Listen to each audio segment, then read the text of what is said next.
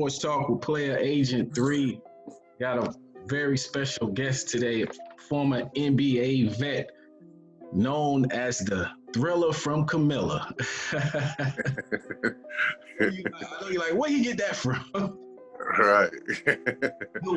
Where did that name come from, man? Well, a lot of people don't know this, but it was a guy by the name of James Jackson, man. He played football down at Mitchell Baker, where I went to high school at. That's from Camilla. And he ended up playing at the University of Georgia. So that was the original name that they gave to him, the Thriller from Camilla. So once I, came from down there, and my first day being on campus, man, that was all the media was calling me the Thriller from Camilla. And I didn't learn till later on that it was an original Thriller from Camilla until later. Okay. All right. So real quick, man, how's the family doing, with this COVID-19, a lot of stuff going on in the world. How's the family doing right now? Everybody's pretty good, man. Everybody's trying to stay safe and try to be, try to do best thing, try to cope with this thing best as possible. I actually just lost a real close friend of mine that I played high school basketball with. He also was a singer in a group called Four Shades.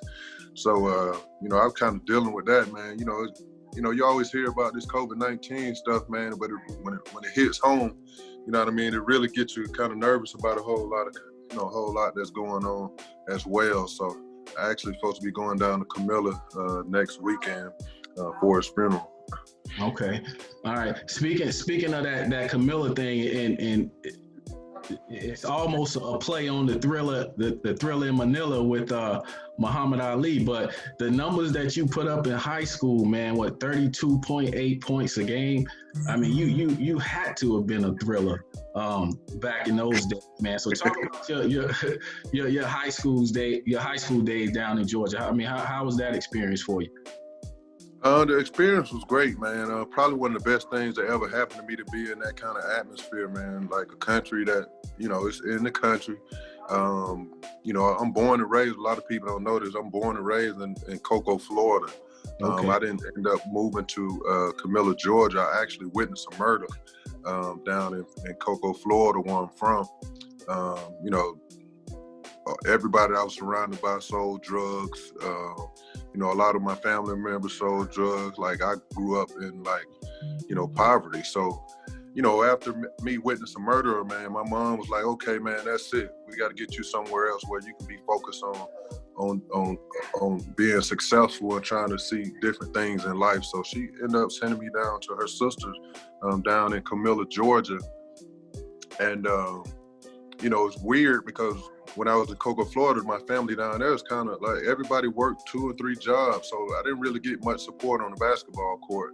So when I moved down to Camilla in this small town, man, for me to go to games and see all of my family in the stands, man, that kind of gave me motivation to be able to go out and try to keep them there. So people always talk about my numbers, but that's what motivated me to see my family in the stands, and I always wanted to keep them there. So that was my motivation to go out and get better every single day, just so I can make them proud and keep coming to support me. All right, and your grind in high school, man, landed you an opportunity at the University of Georgia. But with the numbers, if you look at the numbers that you put up in high school, you most people don't think of University of Georgia as a basketball school, and I'm sure you were recruited by the Kentuckys and a lot of other schools in the Southeast. Why did you choose Georgia? Well, like you said, it was only 2 schools in the country that didn't recruit me at that time. But I had this whole thing, like me growing up without a father figure in my life. When I moved to Camilla, Georgia, like my high school basketball coach was my father figure. So once when on my recruiting process, like I was thinking like I needed a black coach. I needed to have somebody that understood me, somebody that understood my background, somebody that understood not having a mother around. I feel like only a black coach can understand that. Mm-hmm. So that was one of my reasons for wanting to go to the University of Georgia, because Tubby Smith was there at the time. Mm-hmm. Okay. Now, when you going playing at the University of Georgia, man, you were amongst good company in the likes of Dominique Wilkins, who played at the University of Georgia and who put up some numbers at the University of Georgia. But you put in work yourself. Talk about that experience of playing at the University of Georgia. Not only playing there, but just playing in the SEC, which is a normally a tough basketball conference. Well, it was a struggle in the beginning, man. To be coming in as a high recruit as I was for the University of Georgia, I had a lot of expectations. So when I came in, they was like, man, we never had this high recruit since Dominique Wilkins. So, it was a lot of pressure on me earlier on. So once I went in, it was a struggle maybe the first 3 or 4 games. I think I was averaging like 7 points, man. So then I had to reevaluate myself and sit down and think about things that I had to do. Once I came out of that little funk, man, it was history, because I always wanted to, people always talk of, it's funny how basketball is, because when you're good, all people talk about is the things that you can't do. You know what I mean? So I was one of those people that, people always doubted and always talked about things that I couldn't do. So I always thrive myself on proving people wrong and letting them know that I'm still going to be there. Like, that's just something that I use as motivation to keep me going. So every year I used to listen to all this negativity, and I always wanted to turn it into something positive. And not even saying anything, but just looking around and feeling good about myself inside, just so, people can understand, like, man, I don't listen to none of that negativity that y'all people bringing my way. Mm-hmm. Now, you mentioned earlier about wanting to go to Georgia because of you wanted to play for a black coach, African-American coach. How do you think, you playing for Coach Tubby Smith, coming in as a freshman, then leaving, going to the NBA? What did you learn, from playing for Coach Smith? Well, that's the thing. I didn't get an opportunity to play for Tubby Smith. That's the reason why I went to the University of Georgia. It was a lot of talks about Tubby leaving, going to go to Kentucky. And, I sat down and had a meeting with Tubby. I say, listen here, man, like I've been hearing things about you going to Kentucky. So if you're going to Kentucky, let me know, because I'm going to Kentucky. Like, you're the reason I'm going to the University of Georgia. He was, he told me, he was like, yeah, I'm under contract for 2-3 more years. So I'm going to be here. So after that meeting, I signed. Mm-hmm. A week later, he left for Kentucky. Okay. And then, after that, I wanted to leave and go to Kentucky, but they told me I had to sit out a year, and that's just something that I wasn't willing to do, was sit out. But the assistant coach that was there was actually under Tubby Smith, and me and him had built the relationship. So I just figured, I would work things out with him rather than be sitting out a year of playing basketball. Mm-hmm. Did that mess with your psyche any, or you just understood that was the business, that he told you? It did mess with my psyche, man. Luckily, like, I built a relationship with the assistant coach as well as Tubby Smith. It hurt me being a young kid at that time. Of course it's going to affect you, but then, I had a goal in mind, so I had to stay focused on that goal. And the assistant coach did a pretty good job of keeping me focusing on that goal. Mm-hmm. Now, 1999, you left school early for the NBA draft. What prompted your decision to leave school early? Well, like we just talked about, man, I always try to take the negativity and try to turn it into something positive, man. They fired the assistant coach after my second year. I had no intentions on leaving school, but I did have my oldest daughter that was about to be born. So they had Jim Herrick, who's going to be the new coach, coming in.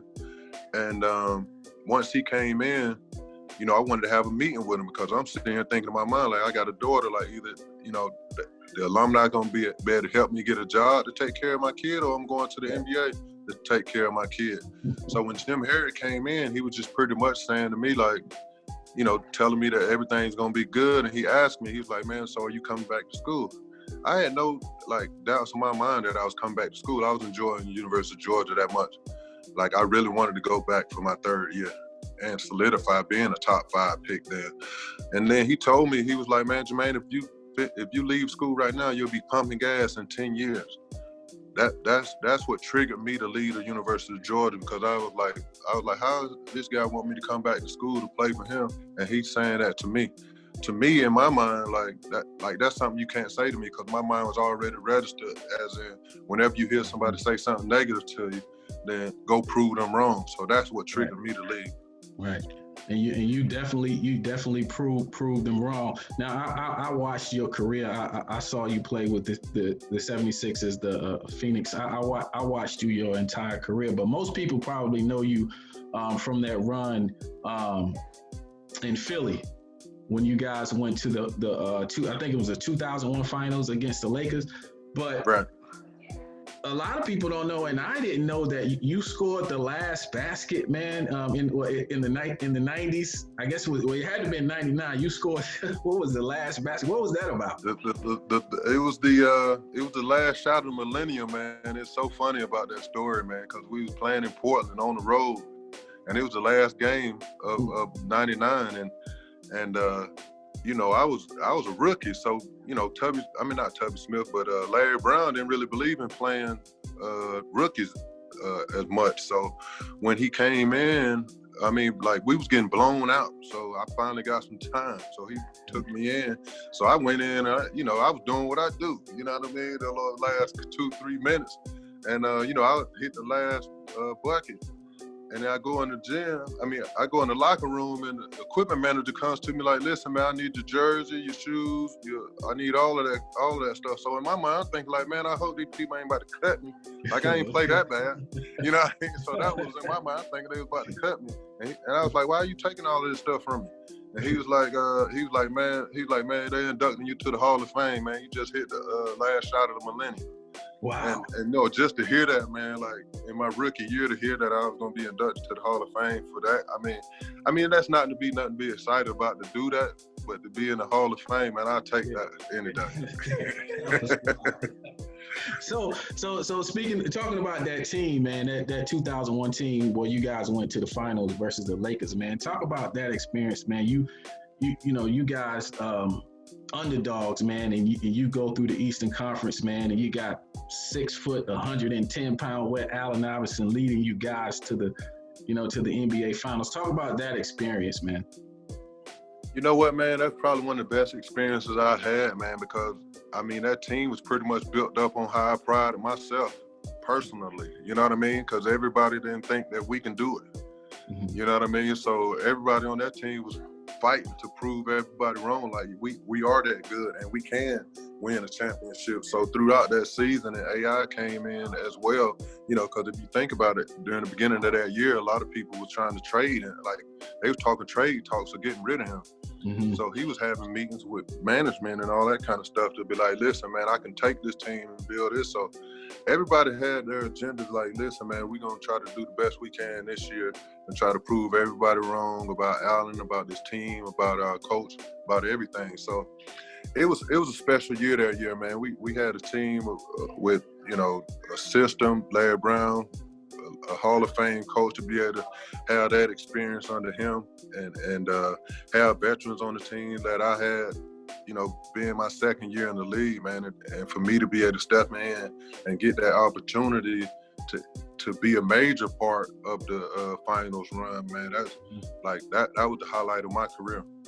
Yeah, do you feel like, you know, playing in Philadelphia, that took on the identity of being a tough city, and that team that you played on, man, you guys were tough as nails. I mean, you came in, man, you knocked down threes, man, you got rebounds, and you did whatever you had to do, man, to help you guys win, man. Do you think, you know, the city of Philadelphia and that aura of them being tough, you think you guys took on that? Well, I mean, like you said, Philadelphia is that city, and their fan base is based on, like, man, whoever's on this team, man, all you have to do is just play hard. That's all the fans expect you to do, is play hard. You know, if they don't think that you're doing that, they're going to actually let you know about it. You know what I mean? Yeah. So, like, I think that the way our team was built up, we respected that, because we are all hard-nosed basketball players that really grind and went out and earned everything that we was given. So, that was definitely, you know, anybody that know Philadelphia, man, it's a grind city. Like they say, it's grimy. You know what I mean? So that's how our team was built up. And you know, even now to this day, when I go to Philadelphia, man, people are always coming up to me saying, "Thank you, man. I appreciate that run." And that just lets you know about how the city of Philadelphia is so big in the sports, and remember and so thankful for things that you went out and did and worked hard for their city. So that definitely had a lot to do with just the city of Philadelphia and how they made up. You know, speaking on, you know, that finals run, man, and rest in peace to Kobe Bryant. Did you, players like Kobe Bryant, Shaquille O'Neal, Allen Iverson, did you take anything from those guys in terms of the way you approach the game? You know what's that's funny, man. Like I learned most from players like Aaron McKee and Theo Ratliff and Eric Snows and those kind of guys, because you know they wasn't superstars. Those are guys that really had to earn everything that they got. So I had to learn how to be professional through guys like that. But when you're talking about as far as learning something, because I had the opportunity to play with the Lakers for a year or two and be under Kobe Bryant, man. But he really let me know, like, to be on that kind of level where you talking about you want to be the best. Like, he's that guy that I've actually witnessed night in and night out every single day at practice, man. He approached the game just like he played it, practiced just like he played. Like, I never seen anybody work hard as Kobe Bryant, man. I used to watch him be like, man, I don't want to be that good. If I got to do all the work that he's putting in, man, because I've never seen nobody go in 3 hours before practice, stay in after for 2 hours. Like, he actually wanted to be the best player to ever play the game, and to be able to witness that, man, really changed my mentality on, you know, being able to play with him. That really gonna up your level of working. So with guys like Kobe Bryant, man, you don't really get to see that at all. Like, my 8 years in the NBA, 8 years overseas, I've seen nothing close to anybody that's trying to talk about they want to be the GOAT that worked even close to hard as Kobe did. Now, being the player that you were after you left that Philadelphia 76er team, man, you were a grinder, man. You put that work in, man. You could knock down shots, man. You could get rebounds, and you were a good defensive player. Do you feel like you didn't get your just due because you didn't stick with that one team for a significant amount of time in your career? You know what, man? It's funny, man, because, you know, playing with the 76ers with Larry Brown, man, he kind of changed a lot that I did. As far as, I'm sorry, I'm trying to get this phone look like it was about to die. It was weird, man, because my mentality had changed so much playing under Larry Brown, man, because my first day going to practice, man, Larry Brown told me, like, listen, man, if you want to play on this team, you got to find something else to do. So anybody that followed my career, man, I was a scorer my whole life. You know, I led the SEC in scoring. Like, that's what I did. So for me to play under Larry Brown for 2 years, like, all I'm doing is trying to do all the little things just to get on the court. So that changed my mentality from being a scorer. You know what I mean? So when I went out to other places to get opportunities where they wanted me to be a scorer again, it was hard. You know, after being under that, having a mindset to doing all the other things and playing the game the right way, and listening to that for 2 years, being programmed under Larry Brown, who's I think is one of the best X and O coaches that the game's ever seen. Being under him, it was hard for me to go back to being that scorer again.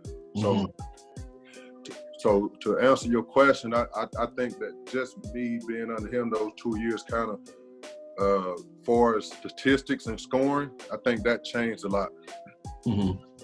Well, what goes through your mind today when you see guys today playing in the league that you know you were I don't even want to say it, but you see guys, they giving away money, man. They giving away money in the league today, man. And you know, guys that I'm sure you're looking like, wow, man, I was so much better. I could do this, or I could do that, man. What do you think to yourself today when you see those guys? You know what, man? I give shots to all the kids, all these kids out now that's getting money, because I want everybody to win.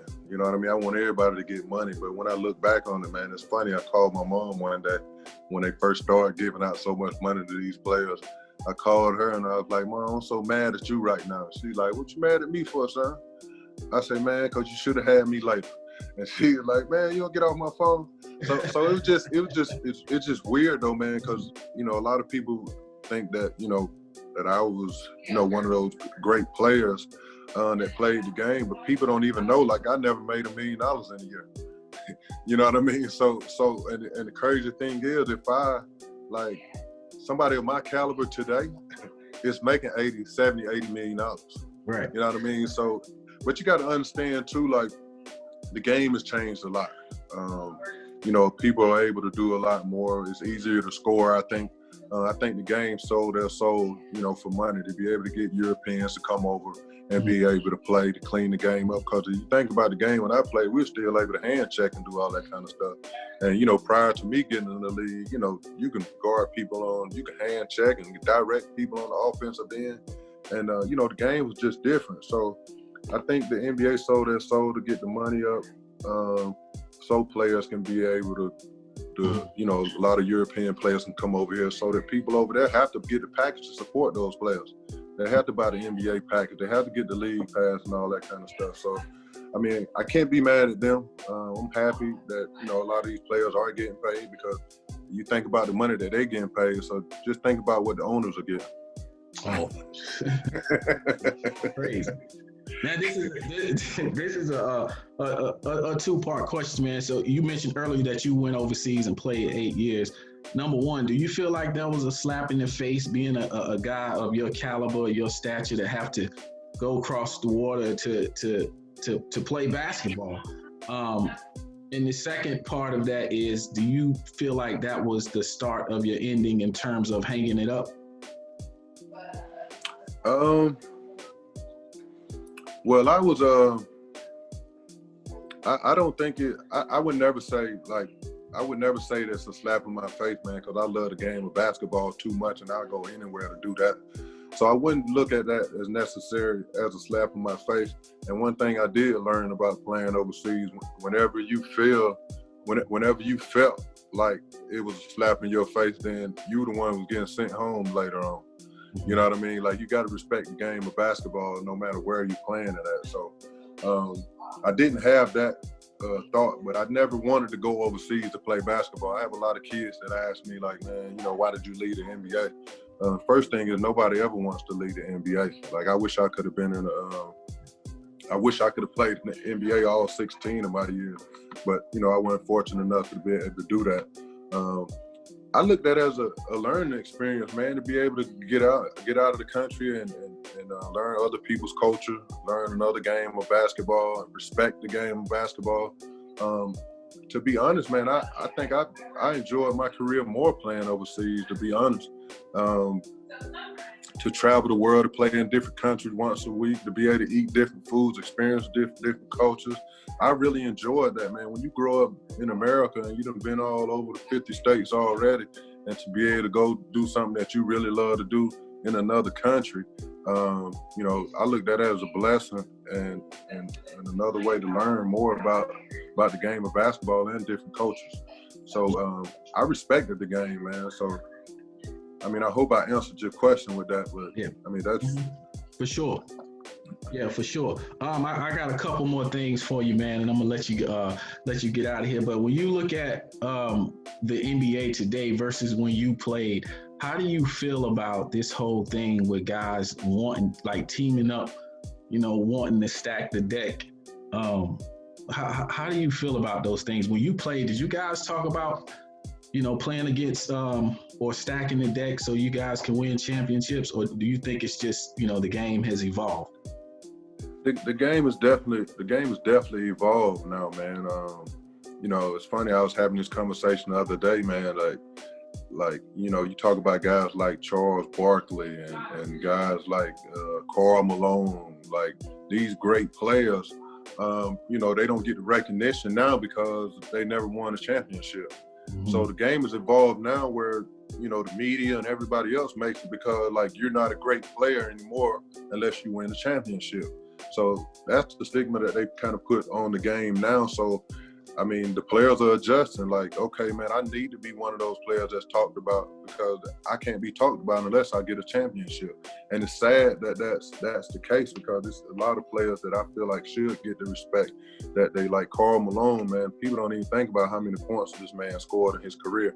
And he never is going to get the respect because he never won a championship. And I think that shouldn't solidify you being one of the greats because you didn't win the championship. Because if you think about it, I mean, Michael Jordan, who I think is the best player to ever play the game, man, he stole a lot of championships for people. So that shouldn't solidify somebody else's accomplishments because one of the greatest players to ever play the game, you know what I mean, was winning 6 championships. You know what I mean? So that's just the way the game is built up now.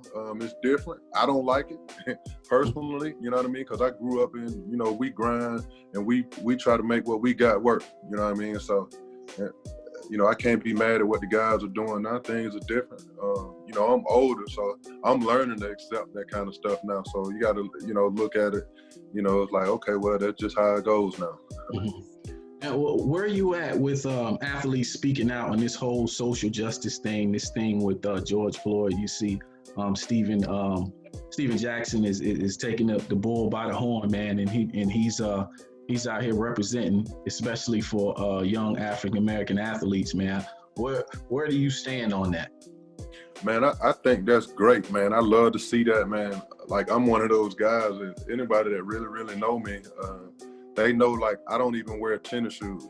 Like, I don't wear tennis shoes unless I'm on the basketball court. And the reason being is because I never wanted to be looked at as just an athlete.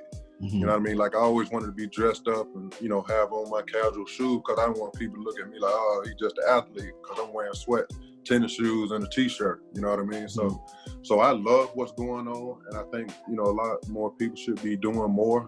You know, not only that, man, just getting out in the community and using your platform to be able to speak out on whatever it is. You know, people, because, you know, I'm just realizing even myself, I'm 41 years old now, like I never even thought that I had a platform where I can go out and speak out, man. I'm just learning that myself at 41 years old. So I'm, you know, I'm grateful and I'm happy and I'm learning, you know, watching the other guys do it. So I'm happy to see it. Okay. Speaking on that, man, let everybody know what you got going on in the community. If you have any community projects, how they can reach you, and talk about some of those things real quick.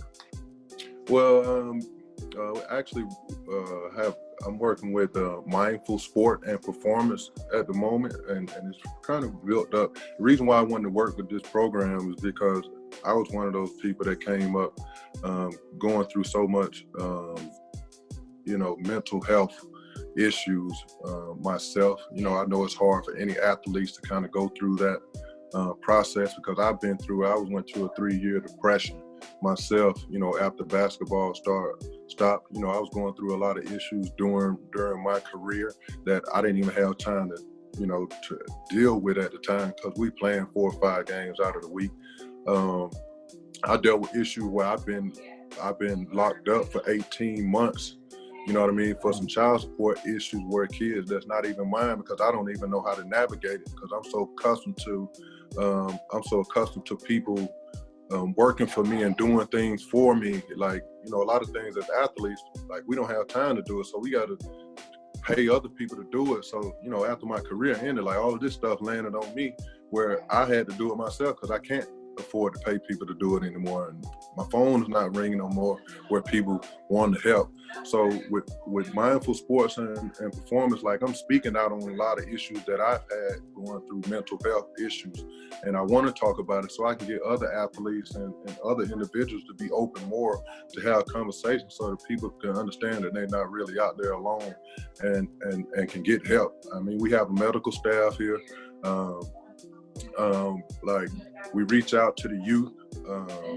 We go out and talk with the youth. We use basketball as a platform to get out and speak to them about, you know, the 1% people making the NBA.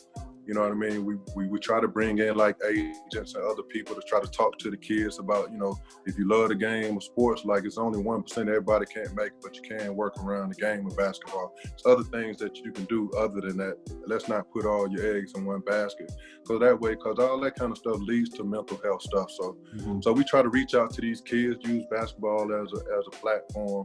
And we out here, man, just trying to help people, man. That's one thing that I, always wanted to do is help people. But then you get older and you learn like more, after Kobe passed away, man, it's all about leaving a legacy. And that's one of the things that I want to do when I leave this world, man. I want people to see and know all the things that I've done, for the world. That's what I'm going to be leaving behind. So Kobe kind of really got me on that and trying to do the best I can to help people. And Mindful Sports and Performance is one of those companies that trying to help everybody, but you just got to be ready, willing to reach out for help and be willing to talk about it, because nobody knows you need help unless you're willing to talk about it. So that's what I'm out here trying to do right now, man. Yeah, man, and shout out to you guys, man. You, Josh Powell, Junkyard Dog. You guys, the event that you guys held, it was in the Atlanta area a couple of weeks ago. But that was real big, man. Last thing, man, and I'm gonna let you get out of here, man. How tough was it to play against Dikembe Mutombo in those practices in Philadelphia? Man, you know what, man? First of all, man, the first thing you always wanted to do is put your forearms up because he's known for cracking noses, man. So it was always tough. And then, a lot of people don't even remember because how my game changed later in my career, man. I used to be super athletic, and I always wanted to dunk on somebody, man. But Dikembe, he wasn't having it. So it was definitely tough at those practices, man. But I learned a lot from Dikembe, man. A lot of big shout out to Dikembe. He's one of those people that sat me down and talked to me at a young age about taking care of my body and being professional. So he was one of the best teammates I played with, man. So big shout out to Dikembe. All right, man. I appreciate you coming on the show, man. You got your family and a newborn. Enjoy your newborn, man. Stay healthy, stay COVID free. Hopefully I'll get you back on the show in 2021, man, and we can talk about some other things. But again, man, I appreciate you coming on the show. All right, man. I appreciate you having me, man. You be safe out there as well. All right, man. This is Jumaine Jones, Sports Talk with Player Agent 3.